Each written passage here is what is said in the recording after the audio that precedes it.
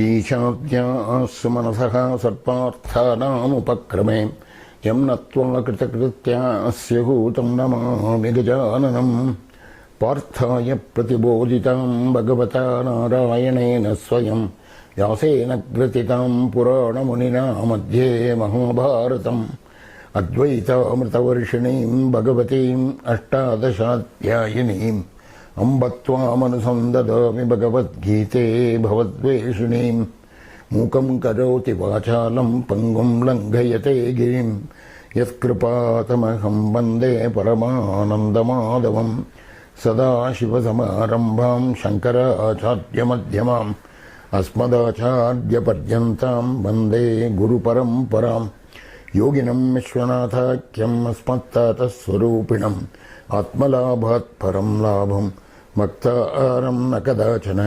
गीतार्थग्रन्थकर्तारं श्रीगुरुं प्रणमाम्यहं योऽन्तः प्रविश्य मे वाचं धृतिं बुद्धिं प्रचोदयात् ॐ नमः सभाभ्यः सभापतिभ्यश्च वो नमः ॐ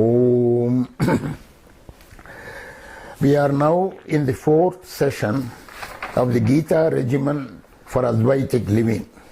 We are going to see shlokas 239, that is chapter 2, shloka 39, to chapter 2, shloka 46. Yesha te bihita sankhye buddhir-yoge tvimam shrunu buddhya yukto yaya partha karma bandham prahasyasi. The meaning is simple, but the significance is profound. Yesha te, whatever I have told you just now, abhihita, yesha te abhihita, sankhya, this has been told you from the Sankhya point of view, Sankhya philosophy point of view. Buddhir yoge tvimam shrunu, yoge buddhihi tu imam shrunu. Now you hear from me from the point of view of the yoga buddhi. I will tell you all these technical words, the meaning of these technical words, I will tell you presently.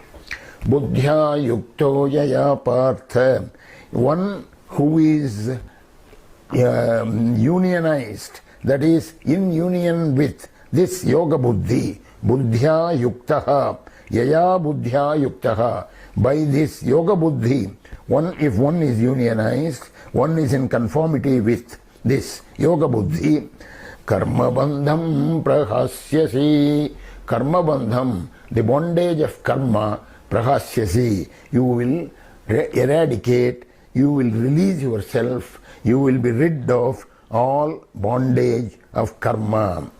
Remember, the entire goal of Vedanta is for us to get rid of all karma bandha, of all bondage of karma.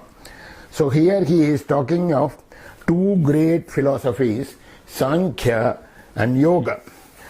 Sankhya is certainly a philosophy, and but Sankhya means counting. The name originates from the word, Sanskrit word, Sankhya, because Sankhya counts the basic fundamental philosophical principles. It actually counts 24 principles, but right now that is not necessary for us. So he says, now listen to me in the yoga buddhi. You will be able to cast away the bondage of karma. These Sankhya and Yoga are two branches of Indian philosophy. Each is certainly a regimen for spiritual ascent, but here they are used with some special connotation and some special meaning. I will have to take now a small digression, but very relevant digression. You see, in the Indian philosophy, there are 6 darshanas. What is a darshana? Darshana is the facet, the point of view, the school which emphasizes one aspect of the Vedas. That is, they all go back to the Vedas, they all talk about the Vedas, but these 6 darshanas, each one emphasizes a certain facet. The darshanas are Nyaya of Gautama, Nyaya philosophy of Gautama, Vaisheshika philosophy of Kanada, Sankhya philosophy of Kapila, Yoga philosophy of Patanjali, Mimamsa philosophy of Jaimini, and Vedanta philosophy of Badarayana.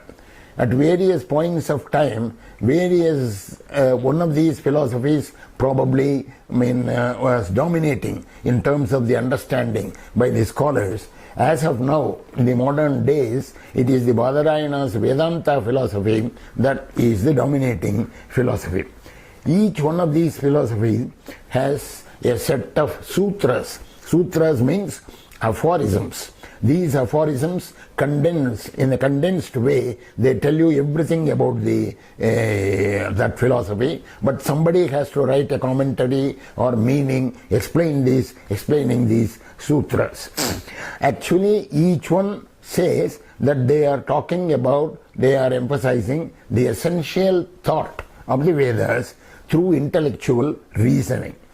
Darshana, as I told you, is a facet or a viewpoint of visualization. Now, yoga emphasizes the mystic experimentation aspect.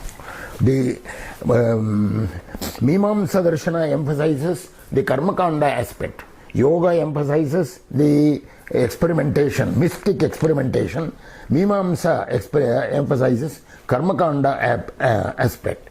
In the Vedas, there are three divisions. Not exactly divisions in that sense as you might think. It is subject divisions. That is, physically they are not divisions, but the subject matter, there are three subject matters. You see, the ritualistic and ritual part is one, and then the Upanishad part is another, and the explanation of the ritual part is another. So, Samhita, Brahmana and Upanishad, there are three major subject divisions, though they are not physically divided. That each of these philosophies have a different conclusion about the origin of the universe and how the universe works.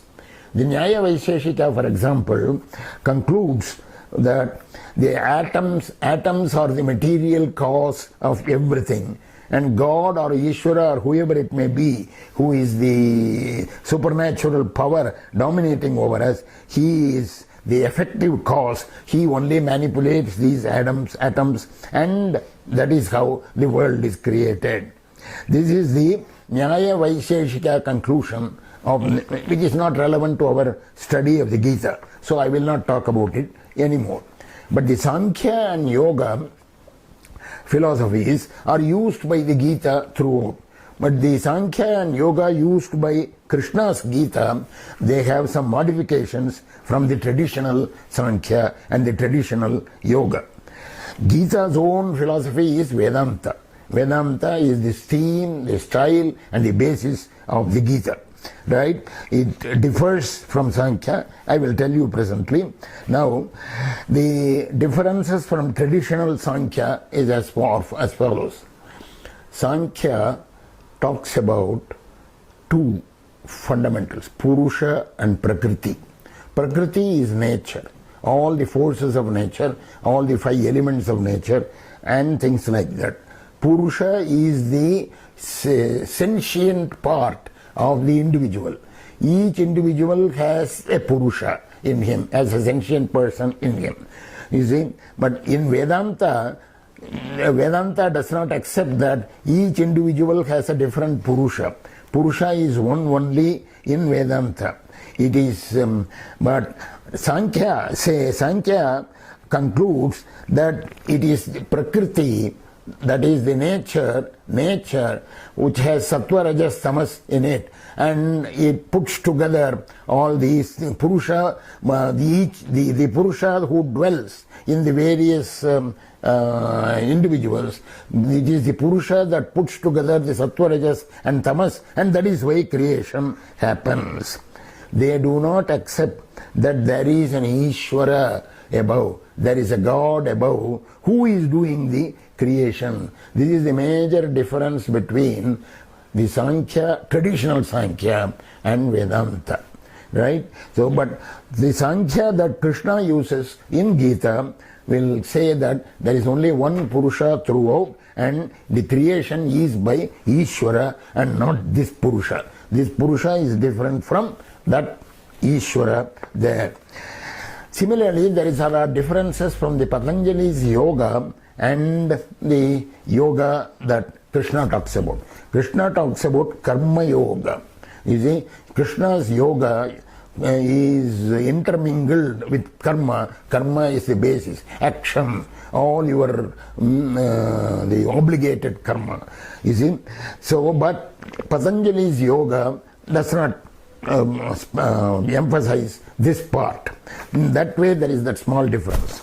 Mimamsa and Vedanta, there is a fundamental difference.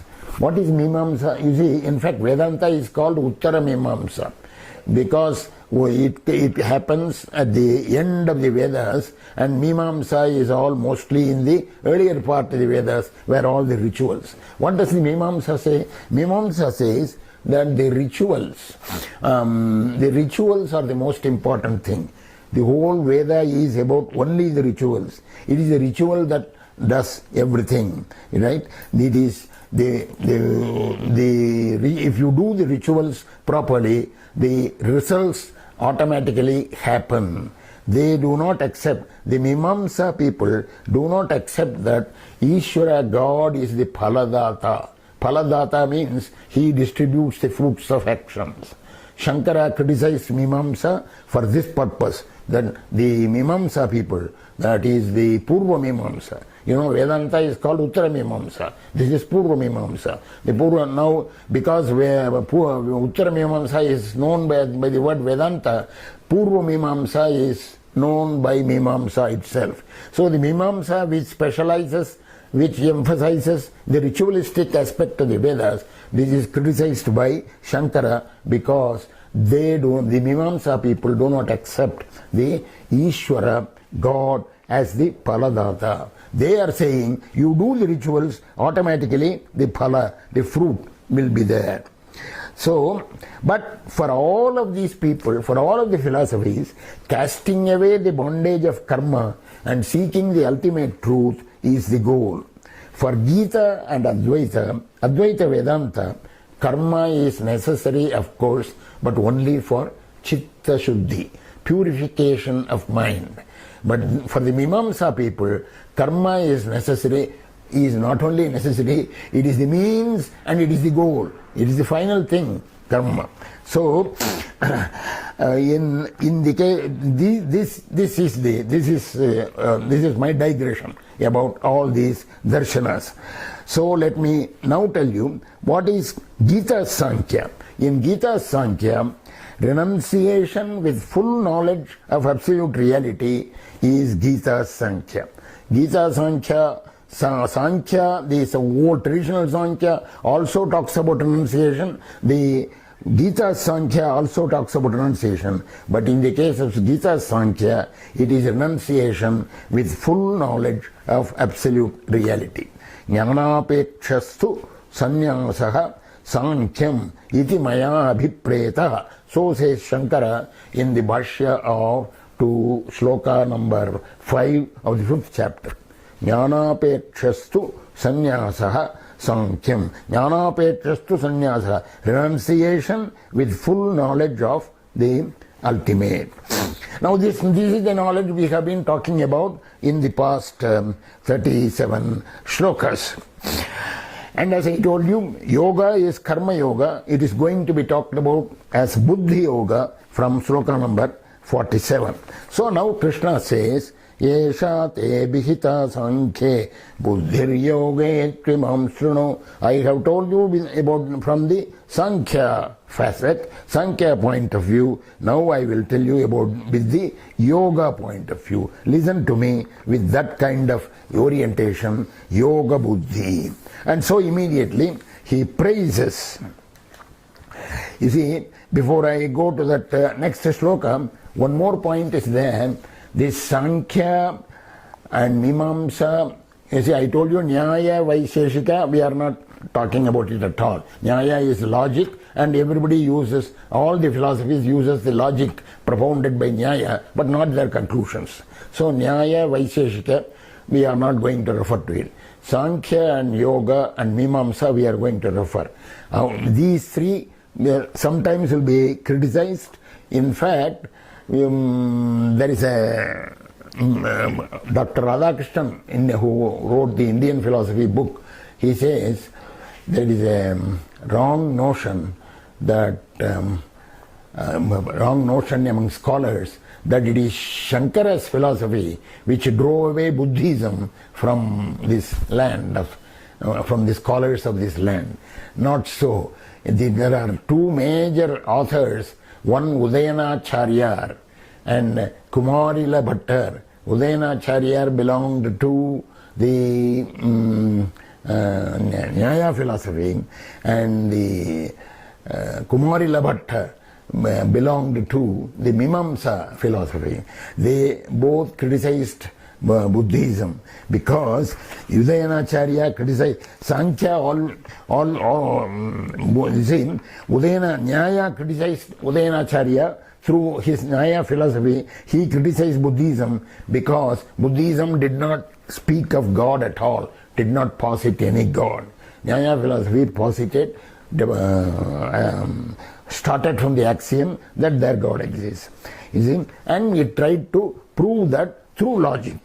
Anyway, the Mimamsa also criticized Buddhism because Buddhism did not recommend the Karmanushtana. For Mimamsa people, all the rituals are important in the Vedas, are important. And you do keep on doing the rituals all your life and you will go to Swarga, heaven, enjoy it. This is the kind of dispensation they were giving. But certainly Buddhism did not accept these rituals. Therefore the Mimamsa, the Kumarila Bhatta, criticized Buddhism very heavily. Similarly, the Nyaya people, through their spokesman Udayanacharya, criticized Buddhism, and these are the two great criticisms which drove Buddhism from the scholars, from Indian scholars. This is both Dr. Radhakrishnan's point of view as well as our Kanchi Shankaracharya, the Kanchi Mahaswamigal of the previous generation, his point of view. Anyway, now, so here Krishna says, I have told you about this from the Sankhya point of view, now I will tell you from the Yoga Buddhi point of view. And as I told you, there is a slight difference from the Sankhya, traditional Sankhya and Gita's Sankhya, traditional Yoga and Gita's Yoga. We will see that all as we go along. So we go to the next sloka, 40, sloka number 40. Neha bhikramana shosti pratyavayo na vidyate swalpamapyasya dharmasya trayate mahato bhayat. Na iha abhikramanashosti. There is no question of loss of effort. Abhikrama is effort. Abhikramanashaka is loss of effort. In this process, what is this process we are talking about? The yoga process, the karma yoga process. He calls it yoga buddhi. In this, there is no loss of effort. Na iha abhikramanashaka, as says it as in the introduction itself, before he actually starts it. Pratyavayo na vidyate. There is no punishment. There is no question of fault and the punishment for that fault in this. Swalpamapyasya dharmasya trayate mahato bhayat. An oft-quoted sentence. Swalpamapi asya dharmasya. In this dharma, in this regimen, swalpamapi, even you follow it a little, trayate mahato bhayat. From a great fear, from a great debacle, it will protect you. Even little done, you will have good effect. So that is what sloka number 40 says. After the sloka 40, from 41 to 44, Krishna shows a different face. What face? So long he has been talking like a great scholar, and he has been talking in a sattvic way. Now he is going to criticize rather pungently. Criticize whom? The Mimamsa philosophers who emphasize the ritualistic part of the Vedas. So Krishna decries the Mimamsakas as desire-ridden. Desire-ridden. See, they are the people who contend that ritualistic part is everything, is the be-all and end-all of Veda. You see, actually Krishna takes this posture of a pungent critic in two places in the Gita. One here, another to criticize the atheists in the 16th chapter. When I come to that, I will tell you. Very heavily he criticizes them, the atheists. So now, 41.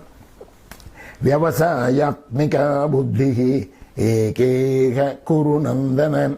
I hope all of you are having the books. Particularly as we go along, you will need the book very definitely in your hand. I have a Gita book right here for me to go back and forth. Vyavasayatmika buddhihi ekeha kurunandana bahushakha hyanantascha buddhayo avyavasayinam. Here the subject matter that we are talking about is buddhi, discretion part of the mind. You know, mind has 4 parts. You see, now the discretion part is one, that is buddhi. So that is the subject matter here. This buddhi, this mind, has to be resolute. Vyavasaya means determination, resolution. So, Vyavasayatmika buddhi ekeha kurunandana. The resolute mind is only single. It is not manifold in this world. Atmika buddhi eka iha kurunandana. Bahushaka hyanantascha buddhayo avyavasayinam. Avyavasayinam. Vyavasaya is resoluteness. So avyavasayi means one who has an irresolute mind or irresolute intellect. These people, irresolute intellects, have unlimited, infinite directions of interest. He is talking about the ritualistic, those who emphasize the ritualistic aspect in the Vedas.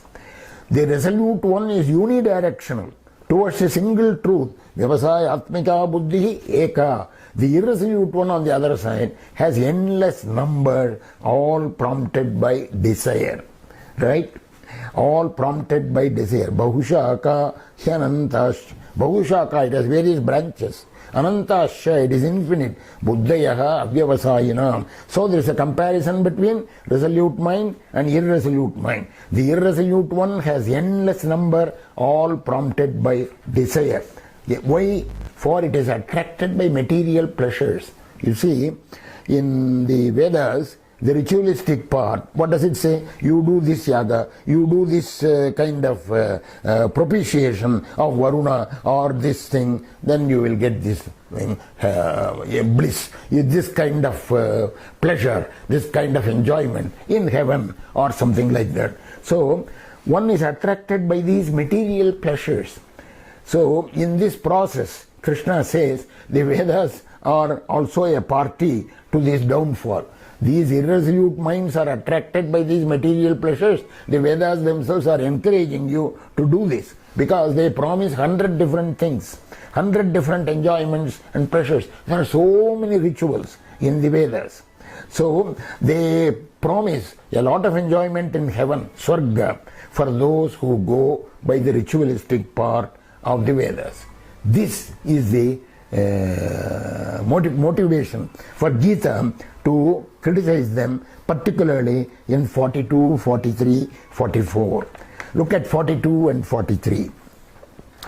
Yamimam pushpitam vacham pravadantya vipaschitaham vedavadaratav partha nanyadastiti vadinaham kamatmana swargaparaha janma karma palapradam kriya vishesha bahulam bhogaishwarya gatim prati. Yam imam pushpitam vacham, beautiful construction, flowery language. Vedas use very flowery language to describe the fruits of those ritualistic actions. Yam imam pushpitam vacham prabhadanti avipashchitaha, unwise people, they talk about these, they resort to these flowery language of the Vedas. Vedavada rasaha, they are always for this kind of argument, this kind of point of view of the Veda, and they are immersed in it, engrossed in it. They are engrossed in the flowery narrations about Bhoga and Aishwarya. Bhoga means enjoyment, Aishwarya means wealth. So, Kamatmana Kriya Visha Bhoga Aishwarya Gatim Prati, Kamatmana, they are desire ridden, Swargaparaha, they are looking at, their destination is Swarga. So, Janma Karma Pala Pradam, what will these ritualistic things do? Repeatedly you will come back to the earth, because you go to Swarga, you enjoy for whatever period, you have to enjoy as per the different rituals that you did. If you do this ritual, you will enjoy those pleasures for so many years. If you do this ritual, you will enjoy this for so many years. This is the kind of Veda prescriptions. So they do this, they go to Swarga, enjoy, and then they will come back. In the 9th chapter, we have interesting slokas where they say, after they have enjoyed all those things in Swarga, they will come back to the earth, because this is where one has to do the karma, one has to do his obligatory duties and get moksha. So this is the Vedanta point of view. So Kamatmana Swargaparaha, Janma Karma Phala Pradam. So Janma Karma Phala Pradam, repeated birth, repeated action, and that is all what it gives. Kriya Vishesha Bahulam. Kriya means action. Kriya Vishesha, special actions. All these specialized rituals. Bahulam, many. Kriya Vishesha Bahulam. Bhoga Aishwarya Gatim Prati. Bhoga means enjoyment. Aishwarya is wealth. So, towards the destination of the enjoyment and this wealth. So, their minds have been captured by this. Is in Vedavada Rasaha. Nanyadasthiti Vadiha. There is nothing else. According to them, there is nothing else. Only this is there in the Vedas. Nanyate asti iti vadinaham. So, their minds have been captured, almost hijacked by these speeches, flowery speeches in the Vedas. So, their intelligence in the form of resoluteness or fixity na vidyate.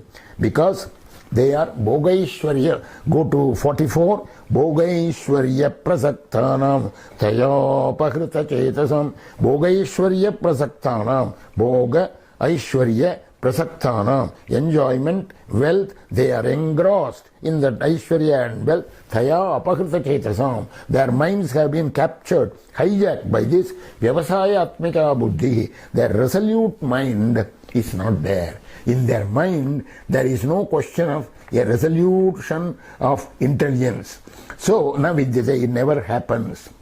So, these three slokas, remember, Gita is not criticizing the Vedas. Later it is going to extol the Vedas, you see, and it is going to say Vedeshcha Sarvairahvameva Vidya, and the most important word from the Veda and so on, is going to talk about it.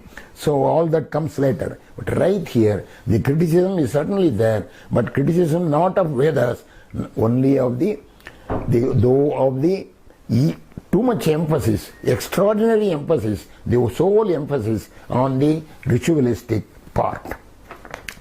And therefore, you see, Krishna, I have already always told you, he is a good teacher. After he explains something, he summarizes that in another sloka and concludes that discussion. So in the next sloka, there is a beautiful, just remove it.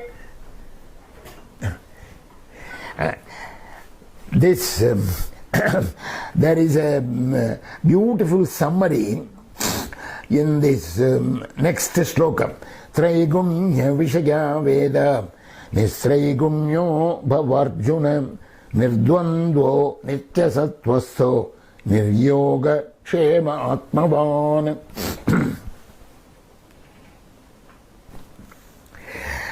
This is a capsule summary of whatever he has said. In Gita, there is always such a periodical capsule summary now and then.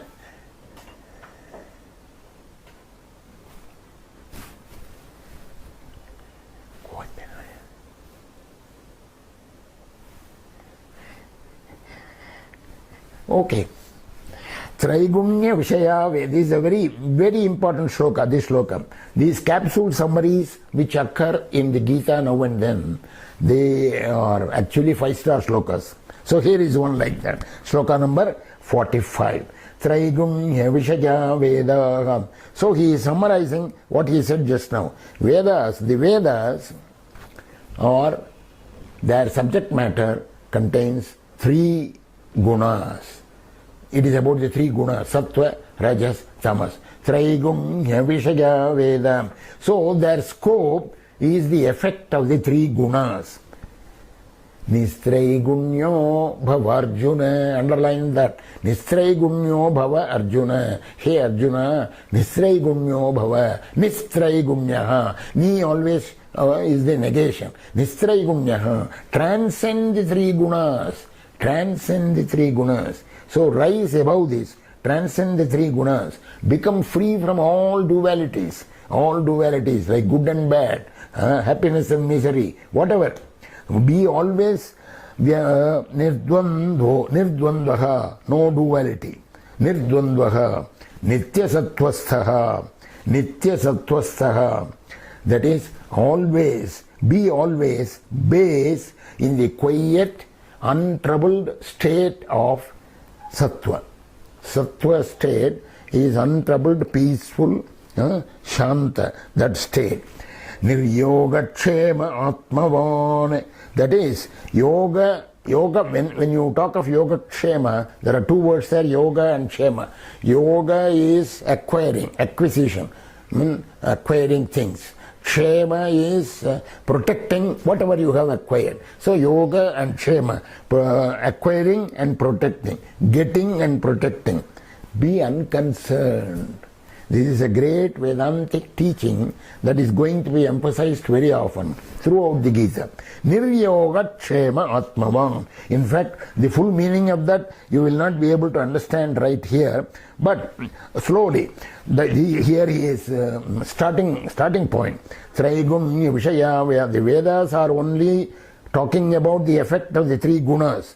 You transcend the 3 gunas. Nistraigunya Bhava. Nirdvandvaha. Transcend the dualities. Nitya sattvastaha. Always be in sattva, anchored in sattva. Be unconcerned. Be unconcerned. Niryoga kshema, with getting and protecting.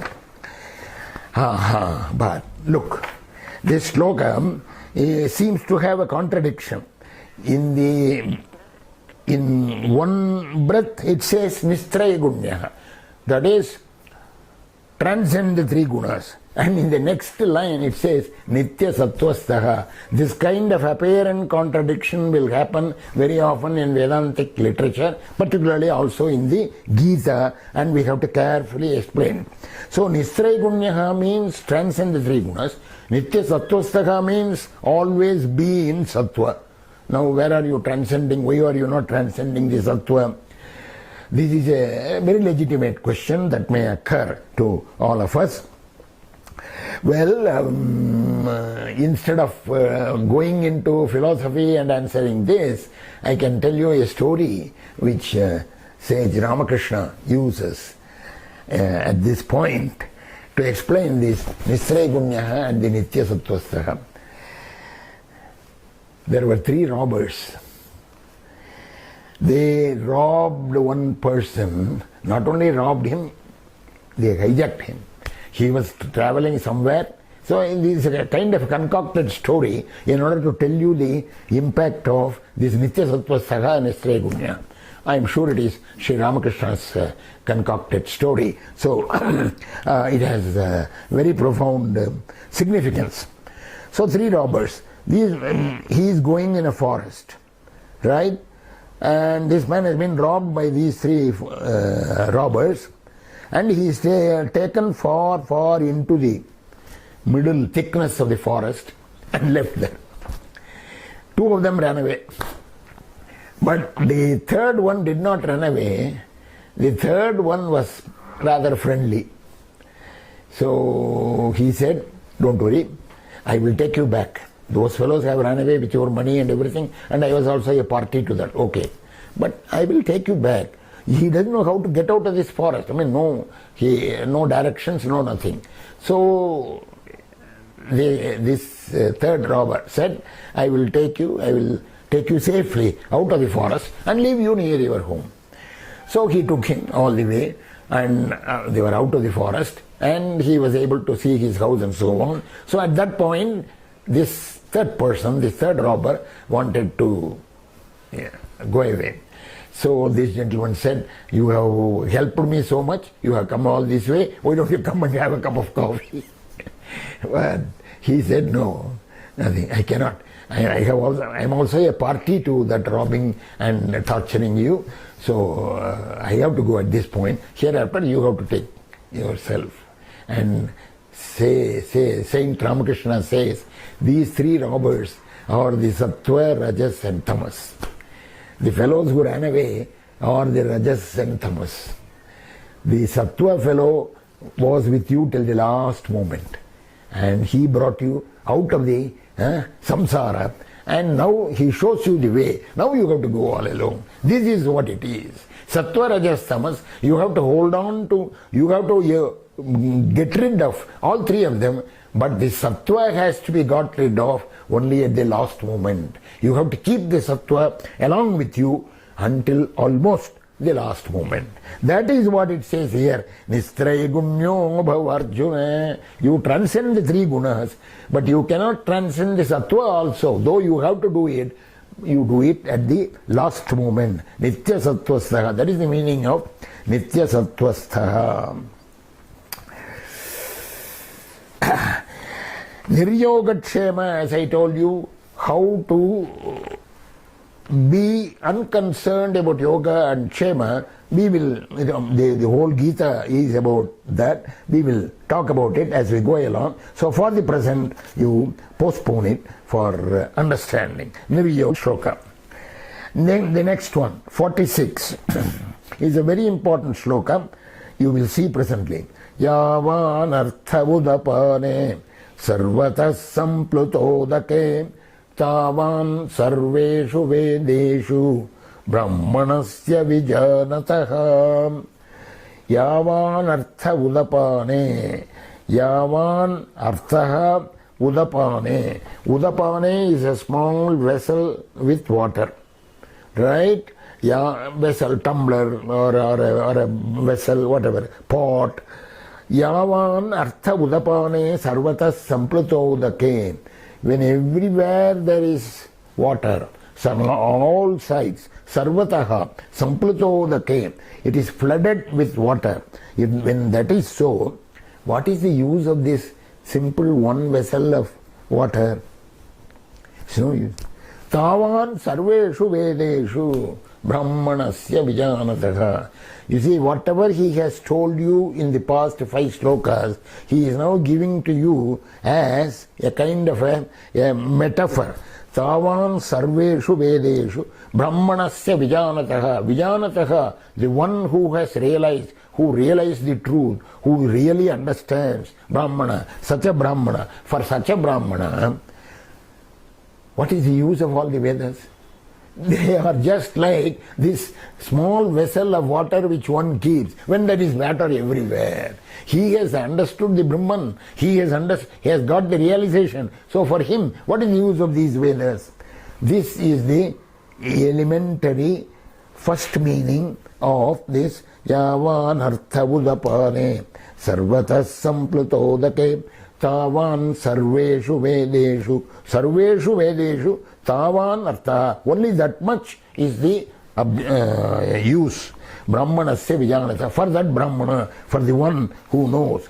As is the use of a pond in a place flooded with water, so is that of all the Vedas for a realized knower of Brahman. Here the Vedas means actions enjoined by the Vedas.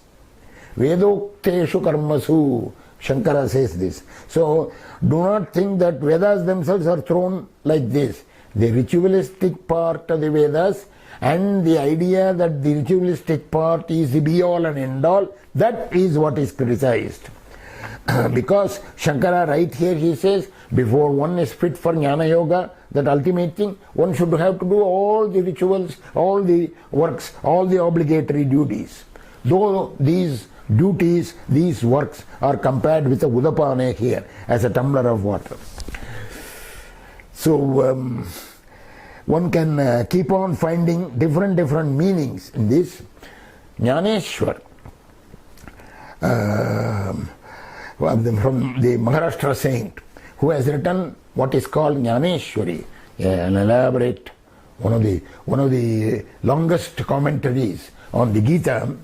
He says at this point, very interestingly, he understands this in entirely a different but meaningful way. That is, even though the whole earth is flooded with water, what do you take? You take only that much water which is necessary for you. You cannot use all that water. So also, Jnaneshwar says, one should certainly wade through all the Vedas, but only take those teachings which make you realize the ultimate. You see, the Vedas are ananta, ananta vai Veda. Vedas are immense, infinite, and you certainly wade through them, but take only those things which take you to the ultimate. Just as one takes only that much water which is necessary for you, even though the whole earth is flooded with water. That is the meaning he gives here. Yavanartha udapane sarvatas samplatodake tavan sarveshu vedeshu brahmanasya vijanatha. So this is where the criticism of the ritualistic part of the Vedas is over. So he said, just now we started today, Yesha te bihita sankhe. I have told you for all this, what is all this? Go back to one shloka backward. Sukha dukkhe same kritva labha labho jaya jayo tato yuddhaya yujyasva naivam papam avapsasi. Shloka number 38. That is the last shloka which we did last time, and that says, treat dukkha and sukha, happiness and misery alike, labha labho, profit and loss alike, jaya jayo, victory and defeat alike. That is, try to understand the positives and negatives of the world, treat them, the positives and negatives alike, and go back to your yuddha. You will not obtain any sin. So that is a kind of philosophy which he has ended with last time. And this has been told you from the Sankhya point of view. Now I will tell you about the Yoga Buddhi, Karma Yoga point of view. That Karma Yoga point of view starts only in the next shloka after 46, that is 47. It starts Karmanyeva adhikarasya. We are going to start with it in the next session. So this portion is the criticism of the ritualistic part of the Vedas. In the next session, we will take up 5 shlokas, 47 to 51. That is the Karmanyeva adhikarasya, which is the trademark shloka of the Gita, which is actually the key shloka in the Karma Yoga part. We will spend not only one session, but probably 3, probably 4 sessions of the 5 shlokas, 47 to 51, Karmanyeva adhikarasya, starting from that. So, and I would again remind you that you will need the book right in front of you, because we are going to refer to the book very often. Swasti prajabhya paripalayantam nyayena margena mahim mahishoh go brahmanebhya shubhamastu nityam lokas samastas sukhino bhavantu.